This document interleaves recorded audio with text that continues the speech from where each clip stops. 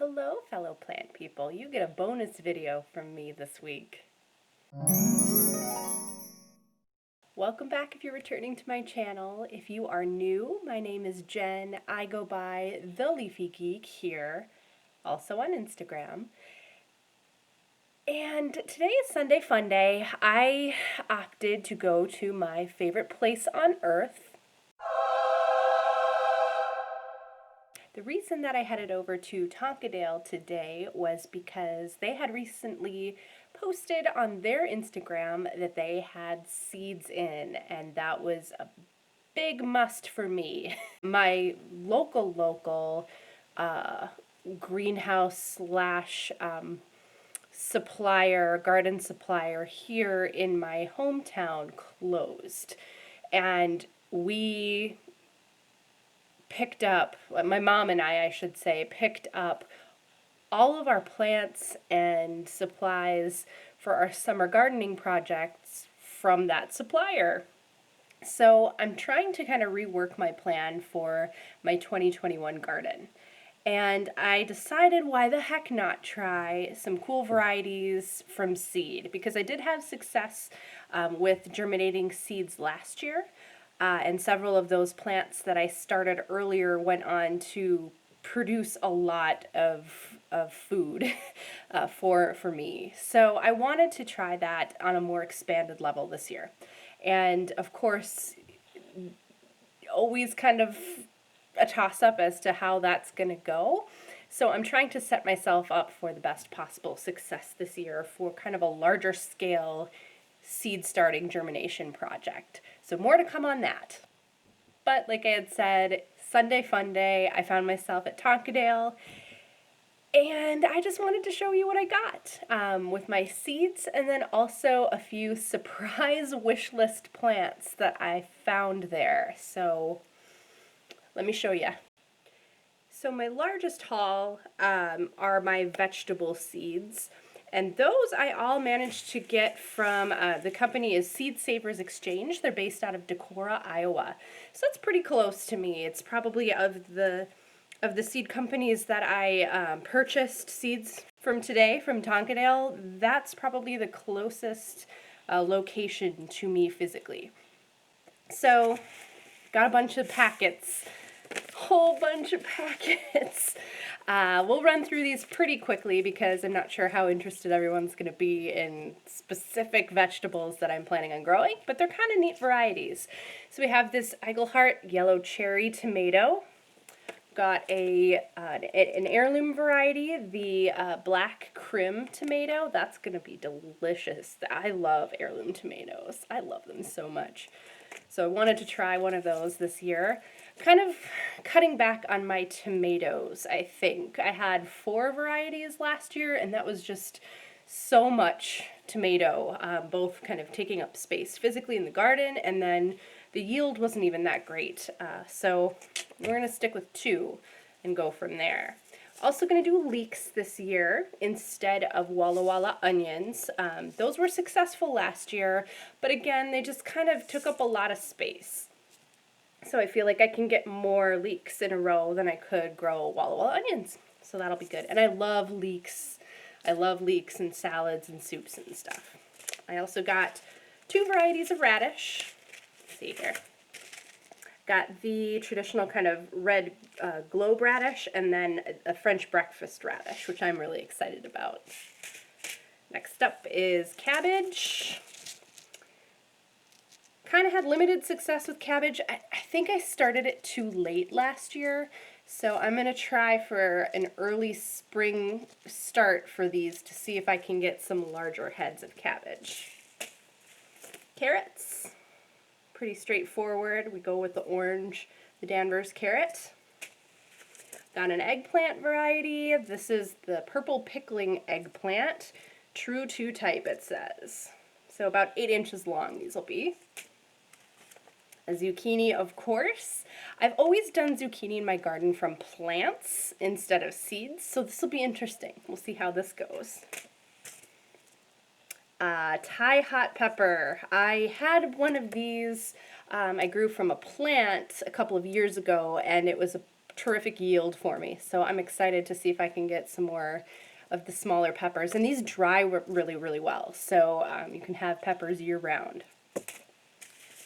Then I've got some greens here. This will be kind of the last of the veggie seed haul.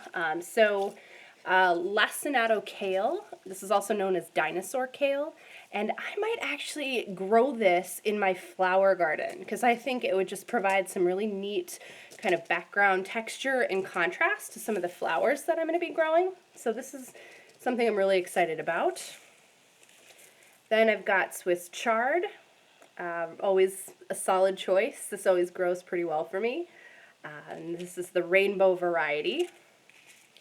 And then last I have arugula, and I might end up planting this arugula in my planter boxes because this arugula, it says that this can grow in partial shade, which would be perfect for in my planter boxes on my patio.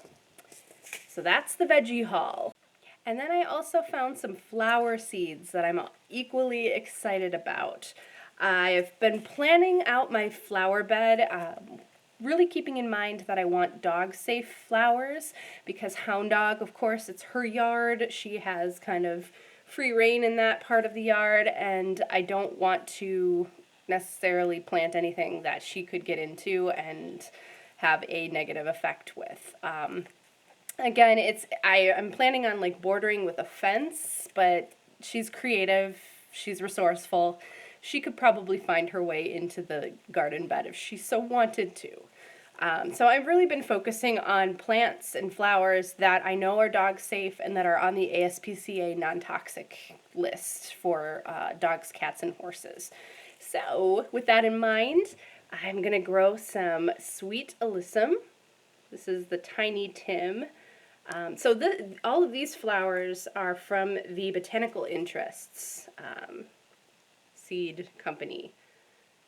So we're going to do Tiny Tim Sweet Alyssum. This will be a really good foreground or like border flower. It's an annual.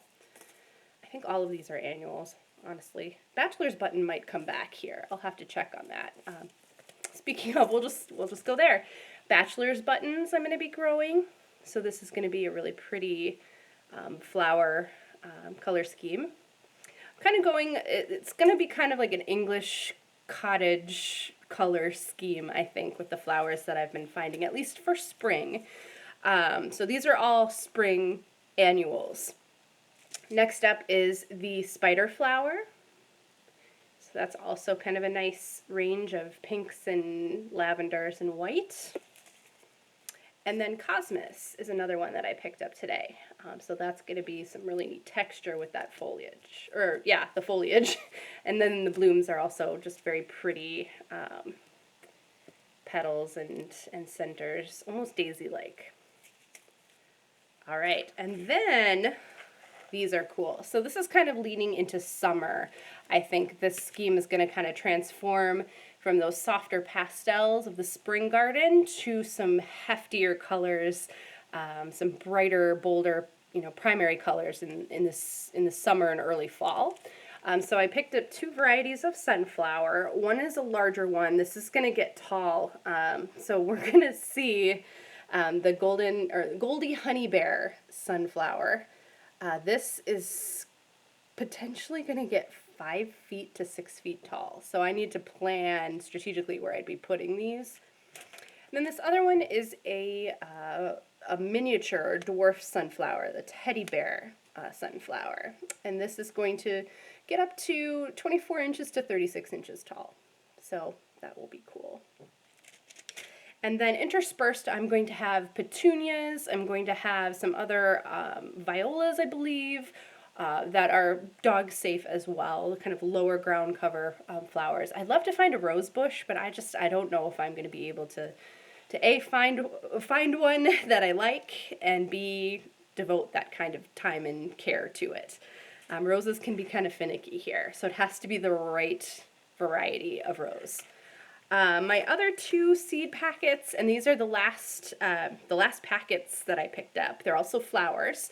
The company is the Hudson Valley Seed Company. Obviously, they're based out of Hudson, New York. And I'm really excited about these, actually. This is the State Fair Zinnia. And there's kind of a picture on the back.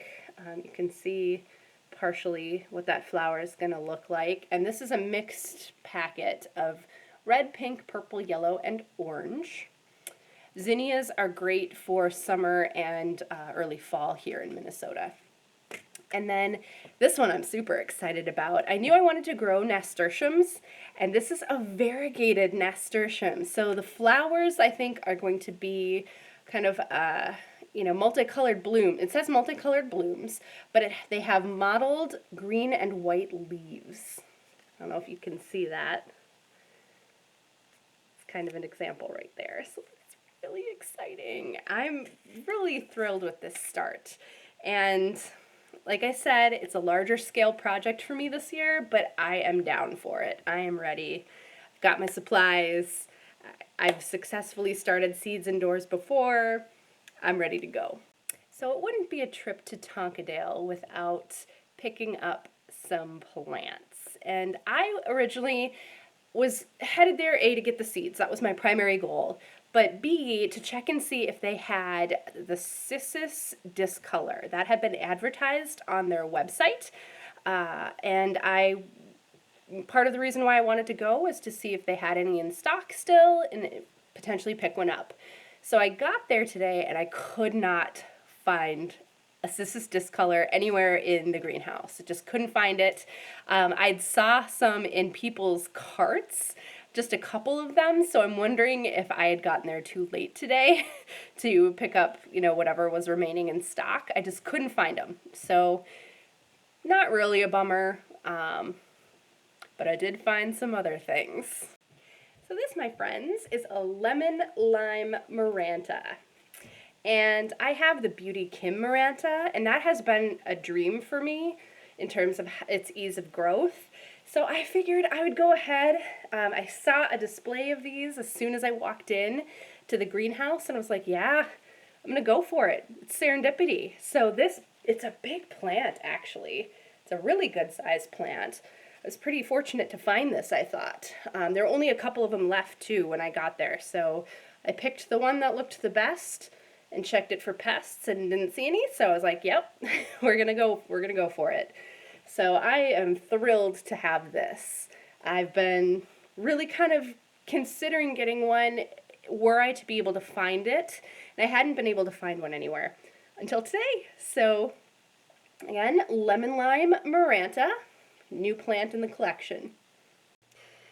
This next plant, you guys, honestly, I never thought I would find this in person anywhere.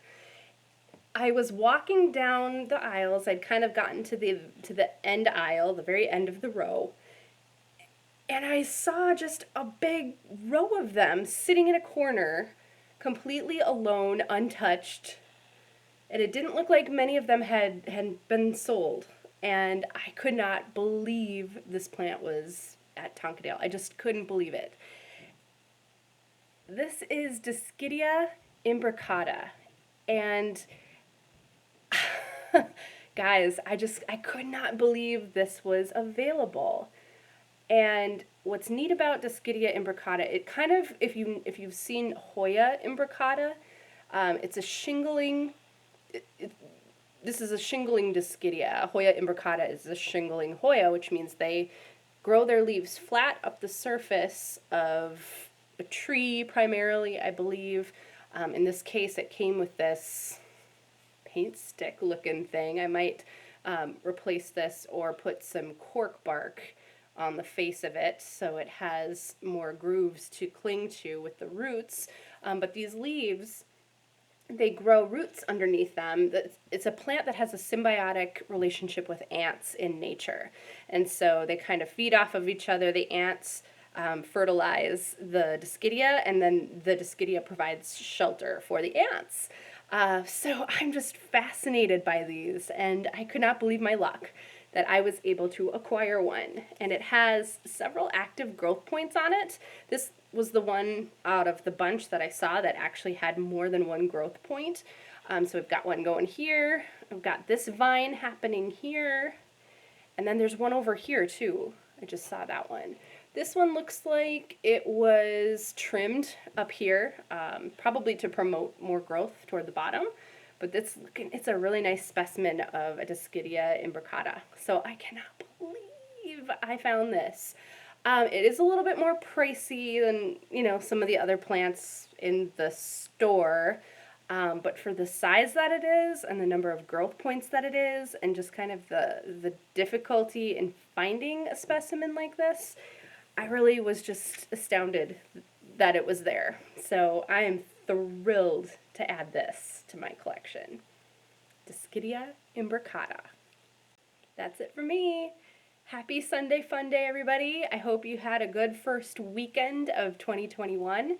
And until next time, enjoy your plants.